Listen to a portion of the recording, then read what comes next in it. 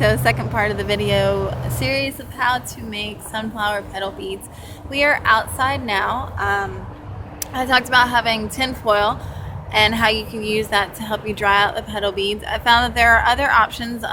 Check out Pinterest or Google it. You can actually dry out any kind of petals in your microwave, in your oven, inside.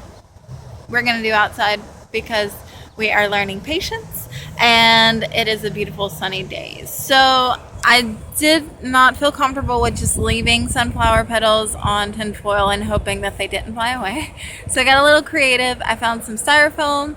I used tin foil and some push pins, our sewing pins, and it turned out really cute, although that was not my intention. They look like little flowers.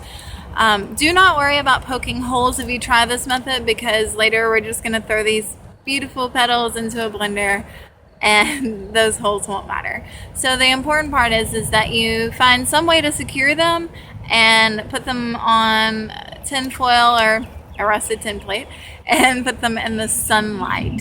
So now it will be a little while before our next video because we have to wait for them to dry out. And while we're doing that, I want to just talk about what happened this morning and turning a bad situation into something maybe not positive, but maybe constructive.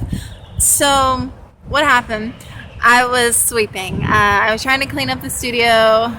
Our floors are always a mess.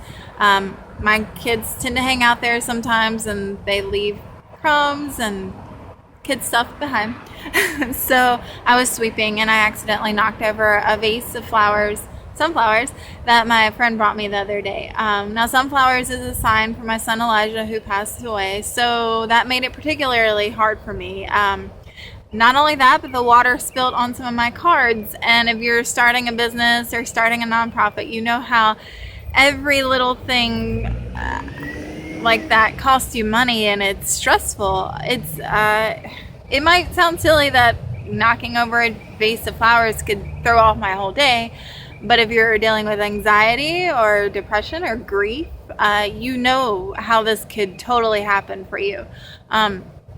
So I cleaned up the mess, and while I was cleaning up the mess, I noticed that the petals had fell off the flowers and that they were just, to me, they were really just pretty and nice. And so I decided to pick them up and turn them into something positive, something I could share with you guys. And you know, it's not always that easy. You're not always going to find sunflower petals laying on the floor in the midst of a breakdown or an anxiety attack, but maybe you have a piece of paper, maybe you have a pen, and you can write about it, or you can draw about it, or maybe you have some paint.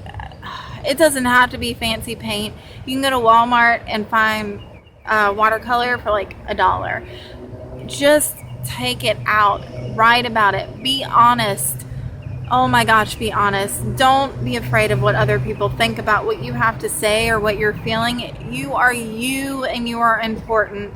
Yes, other people are important, but in the midst of your grief, your turmoil, whatever you're going through, you cannot forget about you. And that's important.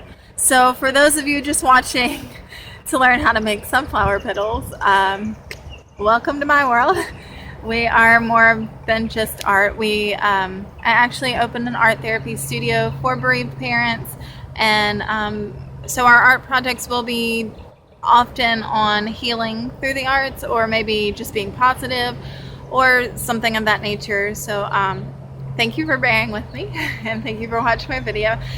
Like I said, it will take a little while for these guys to dry out, and when they do, we'll be back with another video with the next step. So thank you.